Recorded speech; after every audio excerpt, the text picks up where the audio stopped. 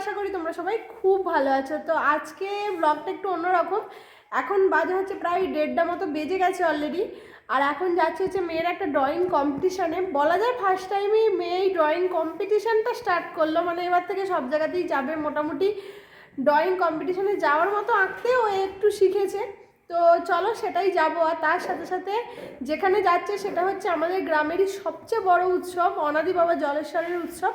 অন্নকূট উৎসব হবে, প্রায় 10 থেকে 12 মানুষের সেখানে আয়োজন হয়, এতটা বড়। তো তোমাদের সাথে আশা করি যতটুকু শেয়ার করতে পারবো, আশা করি পারবো। তো আজকে হচ্ছে প্রথম বেনারস থেকে দু তিনজন আসবেন শুনছি, যেটা যে সেখানেই আজকে সন্ধ্যা আরতি হবে। মানে পুরোপুরি নতুন একটা। তো তোমাদের সাথে চলো ব্লগের মাধ্যমে সমস্তটা শেয়ার করার চেষ্টা করি। পারবে? বলো চেষ্টা করব। হ্যাঁ, চেষ্টা করলেই সব হয়, বুঝতে পেরেছ? ঠাকুর গপ্পুকে প্রণাম করে আসছো সবাইকে, সব ঠাকুরকে, মা সরস্বতী ঠাকুর সবাইকে। ঠিক আছে, চলো বেরিয়ে যাই, টাটা। চলো তোমাদেরকে আগে আমি যে কথাটা বলি সেটা হচ্ছে এই উৎসবটি সম্পর্কে।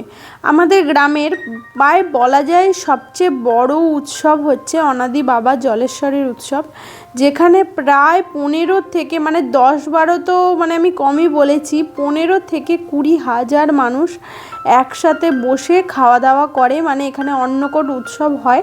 আর এটা কিন্তু হাওড়া গ্রামীণ যে এলাকা সেখানের কিন্তু একটা যথেষ্ট বড় পূজা, অনেকেই এই পূজা সম্বন্ধে জানে।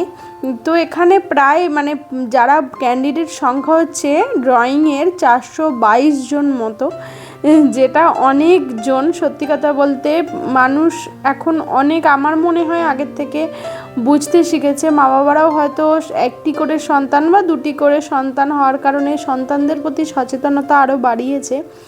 তো আমি চাই যে আমার 28 বছরের অভিজ্ঞতা, যেটা আমি তিলে তিলে একটু একটু করে সঞ্চার করেছি, সেটি আমার মেয়েকে ওরা মানে আমাকে একজন স্যার বলেছিলেন, মানে ওরই যে ড্রয়িং টিচার তিনি বলেছিলেন, এবং তিনি খুব সুন্দর একটি কথা বলেছিলেন যে আমার 40 বছরের যেটা অভিজ্ঞতা মানে ধীরে ধীরে সঞ্চার করেছি, সেটা আমি আমার স্টুডেন্টরা প্রথম থেকেই পাচ্ছে। তো ওরা আমার থেকেও ভালো মানে তৈরি হচ্ছে, বা আমার থেকেও ভালোভাবে ওরা জীবনটা পারবে বাঁচতে, যদি ওরা ঠিক পথে ধরে। বা দেখো আমাদের সন্তানরা কোন পথে যাবে বা তারা তাদের কেরিয়ার লাইফ কী দিকে এগোবে সেটা আমরা কিন্তু ঠিক করে দিতে পারি না। তো আমরা চেষ্টা করি। আমার যেটা চেষ্টা সেটা হচ্ছে যে ওকে আমি সমস্ত অ্যাক্টিভিটির সাথেই রেখেছি, প্লাস পড়াশোনা তো আছেই। আমাদের নিত্য দৈনন্দিন জীবনের একটি অংশ হচ্ছে পড়াশোনা বা পাঠ বই, যে পাঠ করা আমাদের পড়া, কিন্তু তার সাথে সাথে আমি নানা রকম অ্যাক্টিভিটি ওকে করাচ্ছি এই কারণেই যাতে ও নিজের ভবিষ্যৎটা গড়ে তুলতে পারে। তো এটি হচ্ছে আমাদের অনাদি বাবা জলেশ্বর, তোমরা দেখলেই। আর এই বাবার কিন্তু অনেক মাহাত্ম্য, মানে দুঃখ কষ্ট যাই হোক সেই সমস্ত কিছুতে আমরা অনাদি বাবা জলেশ্বরকে মানে আমরা জানি যে এনারা আমাদের সাথে সব সময় আছেন। মানে এনাদেরকে নতুন করে আজকের দিনে এসে আর কিছু চাওয়ার নেই। বাবা আমার সব জানে, মনের সব কথা খোঁজ রাখেন। আর আমি ভগবানের সাথে, তোমরা যারা আমার ব্লগ দেখো তো তোমরা এটা জানো, বা এটা আমার ব্লগে আরও হয়তো জানবে ভবিষ্যতে।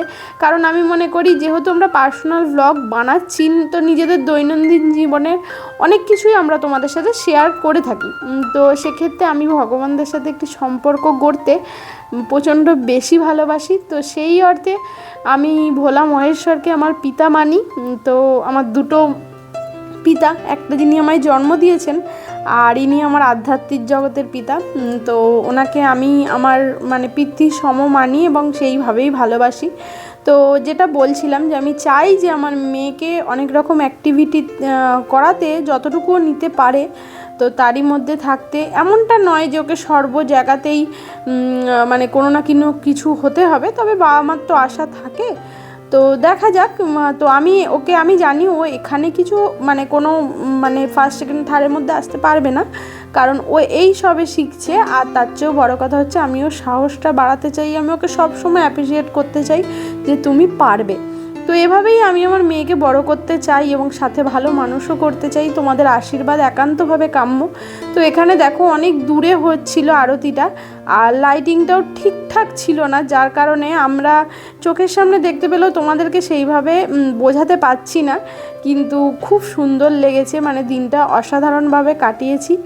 আর এটা ছিল তার পরের দিন তো আমরা গিয়েছিলাম অন্নকূট উৎসবে, এবং তার সাথে সাথে আমি একটি ভাঁড় নিই, মানে এই কনসেপ্টটা হচ্ছে এবছর একটা ভাঁড় নিই, সারা বছর ধরে একটু একটু করে খুচরো বা যাবতীয় কিছু জমাই। এই মহৎ একটি কার্যে আমার ছোট্ট কিছু দান, যেটা খুবই তৎসামান্যই হয়, কিন্তু যাই হোক ভগবানের কৃপায় আমি এটুকু করতে পারি, যেটুকু পারি সেটুকুই আমি করি। তো তোমাদের ভ্লগটা কেমন লাগলো জানিও, আর ভ্লগটা যদি এতটুকুও ভালো লেগে থাকে অবশ্যই লাইক করো, পাশে থেকেও। আজকের মতো আসছি, জয় শ্রীকৃষ্ণ।